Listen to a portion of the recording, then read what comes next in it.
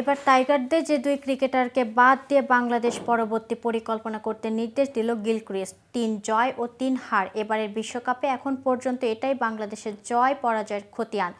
জয়ের সংখ্যা এটি বাংলাদেশের সেরা বিশ্বকাপ জায়গা করে নিয়েছে সুপার 8-এও।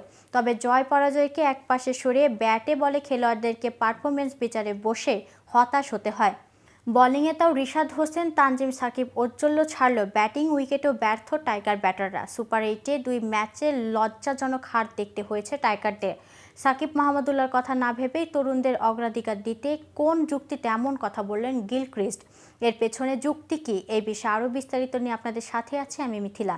নেদারল্যান্ডসের বিপক্ষে ম্যাচটা বাদ দিলে কোনো ম্যাচে বাংলাদেশ 150 রানের পুঁজিও সংগ্রহ করতে পারেনি। অ্যান্টিগায় বাকি দল যেখানে অনায়াসে রান করেছে, বাংলাদেশের ব্যাটারদের সেখানেও করতে হয়েছে সংগ্রাম। এখন পর্যন্ত 6 ম্যাচ খেলা বাংলাদেশের একমাত্র অর্ধশতক হয়ে আছে নেদারল্যান্ডসের বিপক্ষে সাকিবের ইনিংসটি।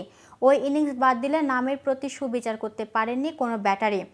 অস্ট্রেলিয়ার বিপক্ষে 140 রান করা বাংলাদেশ ভারতের বিপক্ষে করেছে 146 রান। 9টা বিশ্বকাপ খেলা বাংলাদেশ এখনও পড়ে আছে সেই 2010 সালের ক্রিকেটে।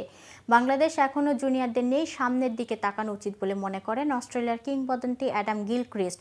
অস্ট্রেলিয়ার হয়ে ওয়ানডে বিশ্বকাপ জয়ী এই উইকেট কিপার জানান, তরুণ খেলোয়াড়দের এখন টানা সুযোগ দেওয়া উচিত এবং তারা কয়েকটা খারাপ পারফরমেন্স করলেই যেন ছুঁড়ে ফেলা না হয়। গিলক্রিস্টের ভাষায় বাংলাদেশের উচিত কিছু তরুণ খেলোয়াড়কে সুযোগ দেওয়া, তাদেরকে টানা খেলার সুযোগও দিতে হবে। কয়েকটা খারাপ পারফরমেন্স গেলেই দল থেকে ছুঁড়ে ফেলা যাবে না। এবারের বিশ্বকাপে বাংলাদেশ দলে আছেন টি-20 ক্রিকেটের সবচেয়ে অভিজ্ঞ 2 ক্রিকেটার। এখন পর্যন্ত হওয়া 9টি বিশ্বকাপেই খেলেছেন সাকিব আল হাসান, আর মাহমুদুল্লাহ রিয়াদ খেলেছেন 8টি বিশ্বকাপ। অথচ এই বিশ্বকাপে নেদারল্যান্ডসের বিপক্ষে অর্ধশতটা বাদ দিলে ব্যর্থই বলা যায় সাকিবকে। আর শ্রীলঙ্কার বিপক্ষে ম্যাচে ফিনিশিং দেওয়ার ব্যাপারটা বাদ দিলে ব্যর্থ রিয়াদও। দলের প্রত্যাশা তো মেটাতে পারেননি 2 সিনিয়রও। তাই গিলক্রিস্টের পরামর্শ, বাংলাদেশকে এখন সাকিব ও রিয়াদকে ছাড়াই এগিয়ে যাওয়ার পরিকল্পনা করতে হবে।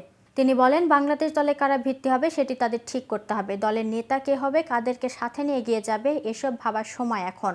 মাহমুদুল্লাহ ও সাকিব তাদের কেরিয়ারের শেষ দিকে চলে এসেছে, তাদেরকে ছাড়াই এখন এগিয়ে যাওয়ার পরিকল্পনা করতে হবে বাংলাদেশের। দক্ষিণ আফ্রিকার বিপক্ষে জয়ের দ্বারপ্রান্তে গিয়ে হেরেছে বাংলাদেশ, এটা আত্মবিশ্বাসের জন্য ভালো নয় বলে মত গিলের। তারা সাউথ আফ্রিকার বিপক্ষে যেভাবে হেরেছে সেটি দলের আত্মবিশ্বাসের জন্য ভালো নয়। হ্যাঁ, এটির জন্য তারা সুপার 8-এ উঠতে পারেনি এমন নয়, কিন্তু এসব ম্যাচের জয় মানসিকতার অনেক প্রভাব ফেলতে পারে। তো ভিউয়ার্স, এ সম্পর্কে আপনাদের কোনো মতামত থাকলে কমেন্ট করে জানাতে পারেন। আর ভিডিওটি ভালো লাগলে লাইক শেয়ার করতে ভুলবেন না। আজ এখানেই শেষ করছি। এতক্ষণ সাথে থাকার জন্য ধন্যবাদ। নিয়মিত সকল ক্রিকেট আপডেট এবং ইনফরমেটিভ ভিডিও পেতে কেটিভি ক্রিকেটের সাথেই থাকুন।